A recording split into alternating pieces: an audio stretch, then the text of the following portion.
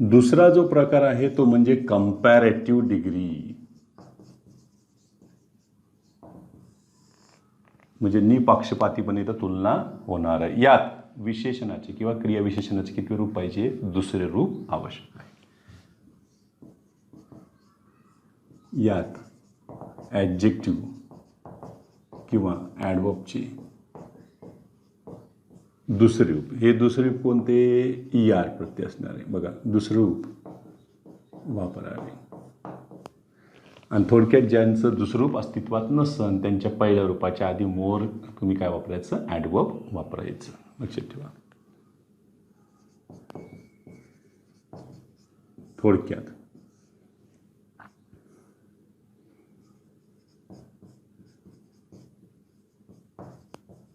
ज्या विशेषण किंवा क्रियाविशेषणाचे दुसरे रूप ER प्रत्ययाने तयार होत नाही,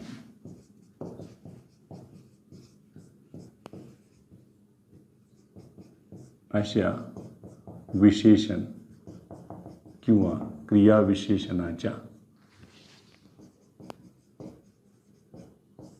पहिल्या रूपाआधी मोर हे ॲडवर्ब वापरावे.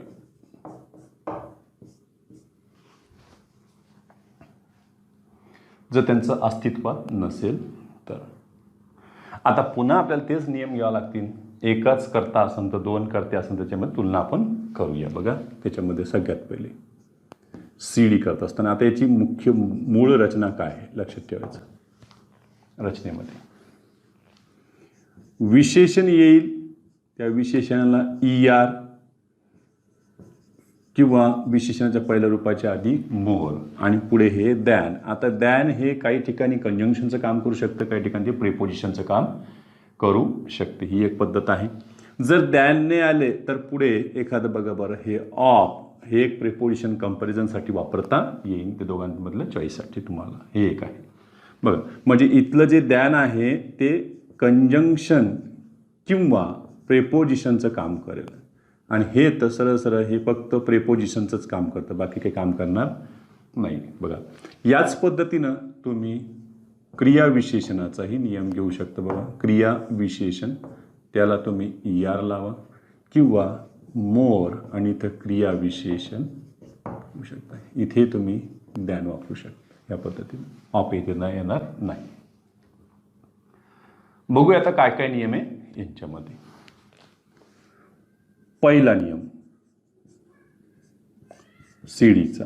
किती कर्ते आहेत? परत दोन कर्ते याच्यामध्ये. आता बघा, दोन कर्त्यात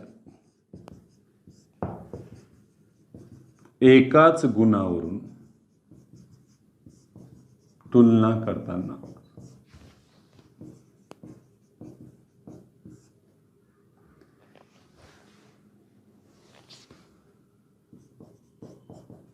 विशेषण ER किंवा मोर विशेषणाचं पहिलं रूप दॅन ही रचना वापरावी. पुन्हा होकारार्थी नकारार्थी रूप तयार करतात. फक्त नॉट आधी वापरलं त्यांच्या विशेषणाच्या आधी तर तुम्ही लगेच नकारार्थीमध्ये प्रवेश करता नाही. एवढंच एक. बघा, यांच्याकडे नियम CDमध्ये दोन कर्ते आवश्यक आहे. कर्ता क्रमांक 1 क्रियापद हे साहजिकच आहे, बीचंच रूप राहणार आहे यांच्यामध्ये. पुढे तुम्ही विशेषण विशेषणाचं दुसरं रूप ER प्रत्यय असणार. अस्तित्वात नसेल तर पहिल्या रूपाच्या आधी मोर वापरा. दॅनच्या नंतर तुम्ही लगेच कर्ता क्रमांक 2 घेताय. म्हणजे याचं सुद्धा तुम्हाला सहाय्यकारी क्रियापद वापरावं लागेल. म्हणजे हे क्रियापद इथंही तुम्हाला वापरावेच लागेल. बघा बरं, हे जे क्रियापद येईल नसलं तरी तुम्हाला घ्यावंच लागेल बीचं रूप. ही एक पद्धत आली. पहिली नॉट घ्यायचं तुम्ही तर नॉट घेऊ शकता. झालं. आता मी इथे घेतली बघा बरं,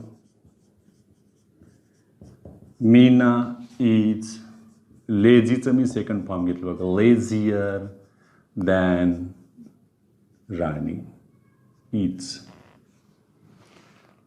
असं काही समजू नका की पहिल्या वाक्याचंच मी इकडे काय केलं, कंपॅरेटिव्ह केलेलं आहे, पण इथं मात्र मी कर्ता क्रमांक 1 कर्ता क्रमांक 2 असेच टाकले. जेव्हा आपण तुलनेनं जाऊया त्यावेळेला आपण काय करूया, कर्ता क्रमांक 2 इकडं कर्ता क्रमांक 1 तिकडं, असं ते नंतर होईल ते पॉझिटिव्हचं कंपॅरेटिव्ह करताना. सध्या एवढं लक्षात ठेवायचं, पहिला कर्ता दुसरा कर्ता यांच्यामध्ये तुलना सुरू आहे. मग लेझियर हे आपण तिथं रूप वापरलेलं आहे. मोरचा एखादा नियम घ्यायचा तर मोरचं घेऊ शकता. समजा मी इथंच घेतलं बघा, Meena is more beautiful than Rani is. परीक्षेत ते मुद्दाम करून शेवटचं क्रियापद देत नाही, बीचे रूप असेल तर ते त्यांचा वापर करणं टाळतात. हा क्लॉज झालेला आहे बघा, आला का पूर्ण क्लॉज, लक्षात ठेवायचं. ॲडव्हर्बियल क्लॉज ऑफ कंपॅरिझन, दोन कर्त्यात एकाच गुणावरून तुलना सुरू आहे. आता हा विचार करा की एका कर्त्याच्या दोन गुणात तुलना चालू असेल तर, चला दुसरा नियम सीडीचं आहे बघा, एकाच कर्त्याच्या, हा अत्यंत महत्त्वाचा नियम आहे, दोन गुणात तुलना करताना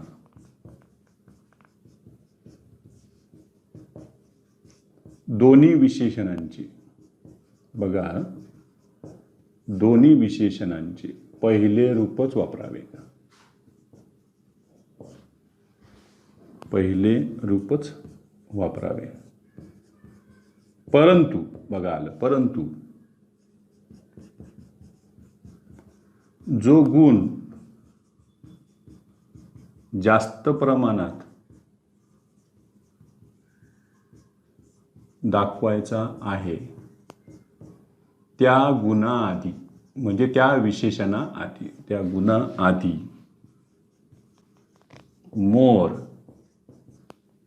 मोर हे ॲडवर्ब वापरावे.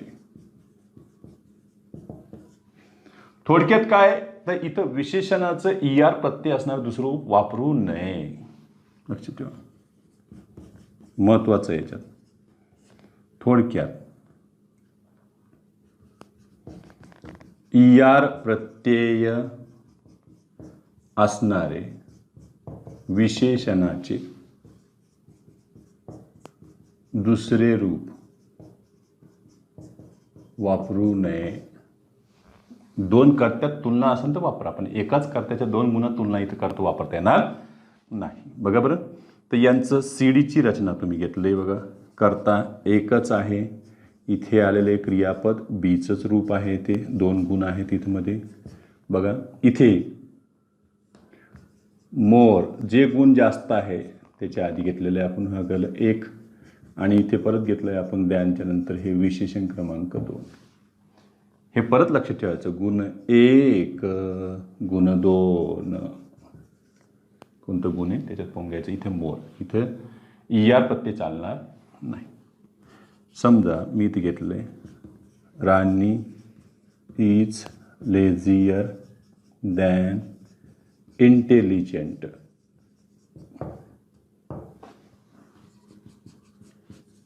राणी is more lazy than intelligent. हे वाक्य आता बघा दोनपैकी कोणतं बरोबर आहे याच्यामध्ये. दोन करते एका दॅन नंतर बघा इंटेलिजंट आणि राणी यांच्यात तुलना चालू आहे का, तर नाही, राणीच्या दोन गुणात तुलना चालू, दोन गुणात तुलना चालू असेल तर कंपॅरेटिव्हमध्ये तुम्हाला मोर विशेषणवालंच तुम्हाला घ्यावं लागेल. हे बघा हे मोर लेझी, तुम्ही तर नाही सर आम्ही पाठवून ठेवणार, लेझीचं लेझियर सेकंड फॉर्म होतं सर, लेझीचं लेझियर घ्यायचं नाही, क्रमांक 2च बरोबर आहे. एवढं घ्या स्क्रीनशॉट.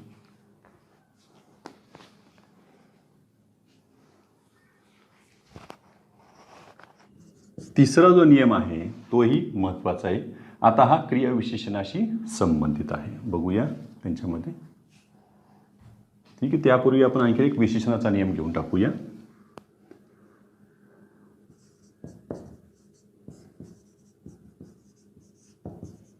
दोन कर्त्यांपैकी फक्त एकाच कर्त्याचा स्पष्टपणे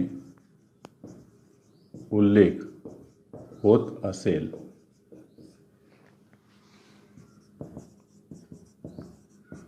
व दुसऱ्या कर्त्याचा म्हणजे ज्याच्याशी तुलना चालू दुसऱ्या कर्त्याचा समावेश ऑफ द टू प्लस नाम किंवा बिटवीन डॅश अँड डॅश प्रेपोजिशनमध्ये या प्रेपोजिशनल फ्रेजमध्ये होत असेल तर विशेषणाच्या दुसऱ्या रूपाआधी द हे आर्टिकल वापरले जाते. आता बघू ह्या वेळेला विशेषणच राहते का विशेषण नामाचे काम करू शकते बघा. रूपावरून नाही तर त्याच्या कार्यावरून ते नाम बनू शकते. ते देखील आपण याच्यामध्ये नियम पाहूया काय काय होईल याच्यामध्ये. सीडीच्या रचनेमध्ये यांच्याकडं जो कर्ता स्पष्टपणे उल्लेख होईल त्याचा इथं झालेला आहे बघा. कर्ता त्याच्यानंतर क्रियापद हे परत बीचंच रूप राहणार आहे ते काही दुसरे कोणी राहणार नाही आहे. यामध्ये तुम्ही आर्टिकल द काय वापरले जे आर्टिकल द. आता प्रॉब्लेम का होतो काहींचा रिकामी जागा भरताना लक्षात ठेवायचं. बेसिक नियम काहींना असे लक्षात आलेले अरे पिढी फार सोपा असतं ॲज ॲजची रचना असती. कंपॅरेटिव्ह फार सोपं असतं दॅन ओळखायचं आणि सुपरलेटिव्ह लय सोपं असतं द न किंवा वन ऑफ द न ओळखायचं. बस त्याच्या डोक्यात एवढंच घुसलेलं सुपरलेटिव्ह द लगेच द आणि पुढे विशेषणाला ES मोकळा तयार. इथे बघा कर्ता क्रियापद इथे द इथे कोण येणार आहे ते आपण ठरवूया. त्याला इथे आले बघा बरं एकवचनी नाम आणि त्या एकवचनी नामाच्या नंतर बघा ऑफ द टू या पद्धतीची रचना आली. प्रेपोजिशन फ्रेज आलं. इथे तुम्हाला विशेषणाला ER म्हणजे दुसरं रूप वापरलं किंवा मोर प्लस विशेषण. लक्षात ठेवायचं इकडे ऑफ द काय आलेलं टू दोघांपैकी एक जण हा आहे आणि दुसऱ्याचा उल्लेख त्याच्यामध्ये झालेला आहे. स्पष्ट उल्लेख नाही आहे त्याचा. बघा इथे कोण आलं हे फार महत्त्वाचं आहे. ह्याच रिकाम्या जागा परीक्षेला जास्त विचारतात. हे इथं नाम आलेलं आहे. नामाच्या आधी येणारे हे 100% ॲडजेक्टिव्हच आहे दुसरं कोणीही नाही आहे. पण हीच रचना जर अशी आली असती तर बघा बरं कर्ता बीचं रूप इथं आर्टिकल द इथं मी रूपासाठी लिहितोय बघा बरं हे ER मोर विशेषण झालं. त्याच्यानंतर इथे आले बघा ऑफ द टू आणि पुढे आलं इथं नाम. अशा वेळेस हे इथे नामाचं काम करताना तुम्हाला आढळतील हे नाऊन बनतील त्या वेळेला. कारण आपल्याला माहिती आहे आर्टिकल द आलेलं डिटरमायनरच्या नंतर येणारे कोण असतं नाऊन पुढे आलेलं प्रेपोजिशन फ्रेज. त्या पद्धतीने इथं सांभाळून राहायचं. एक काही वेळेस काय होईल माहिती आहे का की ही ऑफ प्रेपोजिशन फ्रेज आहे ही तुम्हाला वाक्याच्या सुरुवातीला देखील वापरली गेलेली दिसेल. झालं CD. आणखीन CDचा एक नियम असा दिसतो की बिटवीन मध्येच तुम्हाला दोन व्यक्तींचा याच्यामध्ये उल्लेख होईल. ऑब्जेक्टिव्ह केस हे इथं प्रेपोजिशन फ्रेज आहे लक्षात ठेवायचं. यामध्ये एक कर्ता त्यातला येईल आणि पुढे परत क्रियापद बीचं रूप इथे द आर्टिकल इथे परत तुम्हाला विशेषणाला ER किंवा मोर विशेषण. या सगळ्यांची आता उदाहरणं आपल्याला पाहावी लागतील. एक पाहूया बघा बरं. नंबर 1 2 3 लक्षात येईल आपल्याला कोण कोण काय काय चाललंय. पहिलं त्यातला राणी इज द बघा रिकामी जागा ठेवून दिली. गर्ल ऑफ द टू त्यांनी पर्याय दिला लेझीएस्ट आणि दुसरा पर्याय दिला लेझियर फसवायसाठी. काय करणार काही जण लगेच द आलं द काय असतं भाऊ EST काय राणी इज द लेझिएस्ट गर्ल. लक्षात ठेवायचं इथं किती आहे तर दोनपैकी एक राणी आहे आणि एक दुसरी त्याचा उल्लेख झालेला नाही तर काही जण डोकं लावतील हे 2 आणि राणी धरून किती झाले 3. तर तुम्ही सांगितलं 2 पेक्षा जास्त असं इथं डोकं लावायचं नाही. राणी त्या 2 पैकी एक आहे. इथं उत्तर कोण येणार तुमचं लेझियरच येणार आहे जरी आर्टिकल इथे काय असलं द. लक्षात ठेवायचं. आर्टिकलचं जेव्हा आपण नियम शिकणार त्यावेळेला आर्टिकलच्या इथल्या रिकाम्या जागा येतील. त्याला तुम्हाला लक्षात ठेवायचं की इथं तुम्हाला सेकंड फॉर्म वापरलेलं दिसतंय विशेषणाचं आणि इकडं टू दिसतंय, म्हणजे 100% दोन्हीकडे आर्टिकल काय पाहिजे होतं, द. प्रत्येक ठिकाणी लक्षात ठेवत चला. उद्या जर प्रिपोजिशनचा हा प्रश्न आला तर हा काय जाईल, तर कंपॅरिझन दाखवतोय. हा काय दाखवतोय, दोघांमधलं कंपॅरिझन. इथलं लक्षात ठेवायचं आमचं. दुसरं उत्तर हे जर असं असतं तर बघा, Rani is the dash of the 2 girls. आता सांगायचे म्हणजे काय काय, परत तेच, लेझीएस्ट का लेझियर. मग याच्यामध्ये काय करणार, पण तुम्हाला लेझियर. पण हिथलं लेझियर जे आहे ते कोण असणार आहे, याच्यातलं नाऊनचं काम करणारं असणार आहे, लक्षात ठेवायचं. त्याच्यानंतर तिसरं ह्या नियमाचं बघूया आपण एखादं उदाहरण. Between you and me I am the dash. आता रिकामी जागा दिली बघा बरं. मोस्ट इंटेलिजंट की मोर इंटेलिजंट, किती याच्यामध्ये, बिटवीन यू अँड मी दोन पैकी, आणि त्याच्यातला कोणी मी एक आहे बघा, आला का, दोघांमधला एक. Between you and me I am the dash dash. मग काय, मोर इंटेलिजंट.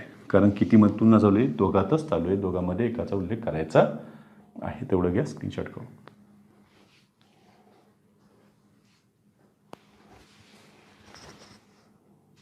कंपॅरेटिव्ह मधलाच आता ॲडवर्बशी संबंधित असणारा नियम नंबर 4 बघा, सीडी मध्ये. याच्यात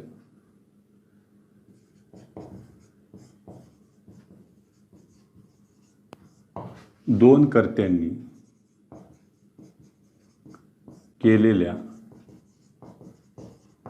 कृतीविषयी माहिती देणाऱ्या ॲडवर्ब विषयीचा नियम.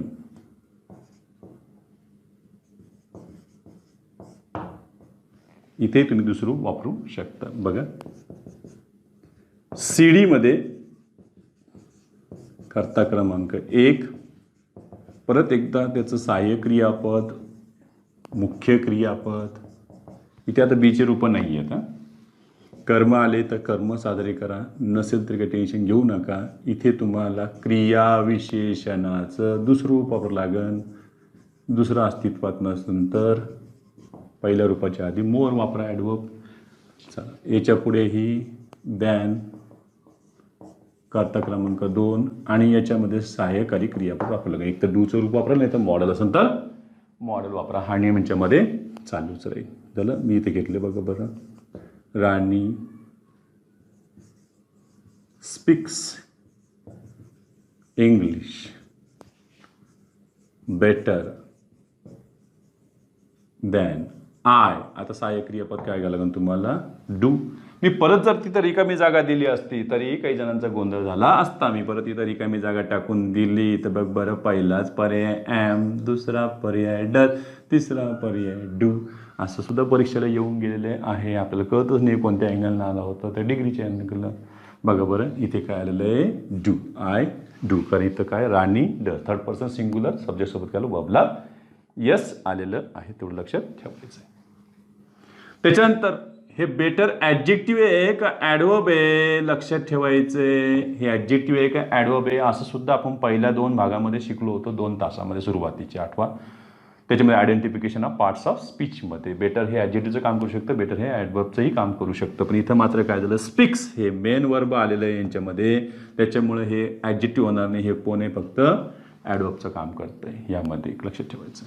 हे आले कोणाचा नियम यांच्यामध्ये, कंपॅरेटिव्ह डिग्रीचे झाले.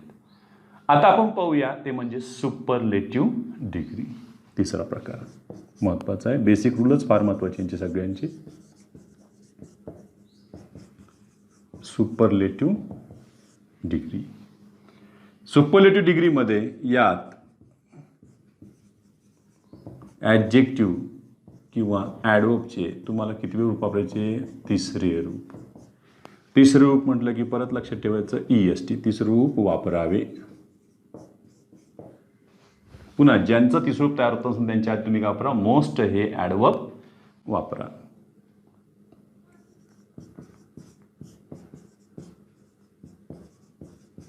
काही विशेषण किंवा क्रियाविशेषणाच्या रूपाआधी मोस्ट हे ॲडवर्ब वापरावे. EST त्यांना लागत नसेल तर यांच्यामध्ये बघा बरं आता काय काय याच्यात.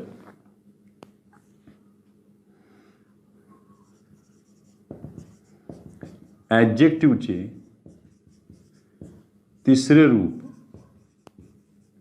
वापरताना त्याआधी द किंवा वन ऑफ द ची रचना वापरावी. पण ही रचना क्रियाविशेषणाच्या रूपाच्या आधी वापरायची नाही. क्रियाविशेषण तुम्हाला आर्टिकल द लावता येणार नाही. लक्षात ठेवा, फक्त ॲडजेक्टिव्हसाठी हा नियम दिलेला आहे. बघूया यांच्यामध्ये आता काय.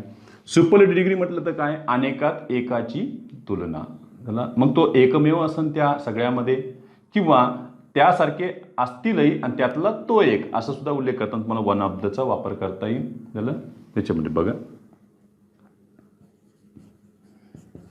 यात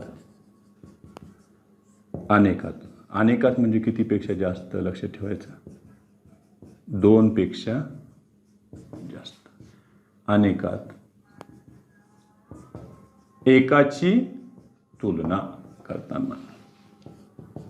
सुपरलेटिव्ह डिग्रीची रचना यांच्यामध्ये बघा बरं. कर्ता, त्याच्यानंतर क्रियापद आपण घेतो याच्यामध्ये बीचंच रूप, त्याच्या पुढे येईन आर्टिकल द, इथे येईन विशेषणाला EST प्रत्यय लागलंय किंवा विशेषणाच्या आधी मोस्ट आणि पुढे आलेले बघा बरं याच्यामध्ये एक वचनी सामान्य नाव. हा नियम त्यांच्याकडे आलेला आहे. वन ऑफ द घ्यायचं असेल तर पुढे अनेक वचनी सामान्य नाम येईल. बघा जर तुम्हाला रचना अशी घेता येईल बघा. कर्ता, क्रियापद, बीचं रूप, वन ऑफ द, पुढेही तुम्हाला लावता येईल विशेषण EST, मोस्ट विशेषण, पुढे आलं अनेक वचनी सामान्य नाम, असा नाम म्हटलं मी, दुसरं काय म्हटलेलं ST. ह्या दोन्ही रचनेमध्ये आपण उदाहरण बघूया. Rani is the laziest girl. मी तर पुढे काही वापरलं नाही बघा. Rani is the laziest girl of the 2 असं म्हटलेलं नाहीये. परीक्षेमध्ये मुद्दाम करून एखादं उदाहरण देतील ते चुकीक बरोबर तेवढं सांगा. Rani is the laziest girl of the 2 हे चुकलेलं आहे. Rani is the lazier of the 2 हे करेक्ट आहे त्याच्यामध्ये बघा त्याच्यातलं. मग आता हे द लेझिएस्ट गर्ल विशेषणाच्या आधी तुम्ही द आर्टिकल लावलं, याचा अर्थ अनेकात एकाची तुलना इथं सुरू झालेली आहे. Rani is one of the लेझिएस्ट. आता बघा लेझिएस्ट गर्ल्स याचा अर्थ अनेक मुली आळशी आहेत, त्यातली राणी ही एक आहे. Means Rani is a laziest girl असा त्याचा अर्थ होऊ शकतो. बघा बरं त्यांच्यामध्ये हे एक नियम त्यांच्याकडे आलेला आहे. क्रियाविशेषणाचं जर तुम्हाला उदाहरण घ्यायचं असेल तर तुम्हाला आर्टिकल द वापरता येणार नाही. बघा क्रियाविशेषणाच्या रूपाआधी द हे आर्टिकल वापरू नये, नाही तर बस सगळा गोंधळच आहे यांच्यामध्ये. बघूया त्यासाठी कर्ता घेतला आहे तुम्ही, क्रियापद म्हणजेच मुख्य क्रियापद यांच्यामध्ये येईल, सहाय्यकारी क्रियापद, मुख्य क्रियापद, कर्म असेल तर कर्म घ्या आणि इथे तुम्ही क्रियाविशेषणाचं तिसरं रूप वापरता EST किंवा त्याच्याही आधी मोस्ट क्रियाविशेषण. या पद्धतीची रचना आहे. मी ते घेतले बघा. राणी स्पीक्स इंग्लिश बेस्ट. राणी रन्स फास्टेस्ट. आता मग तुलनेमध्ये तुम्ही घेऊन टाका कोणाशी तुलना होते तर एवढं घ्या, त्याच्यामध्ये स्क्रीनशॉट काढा.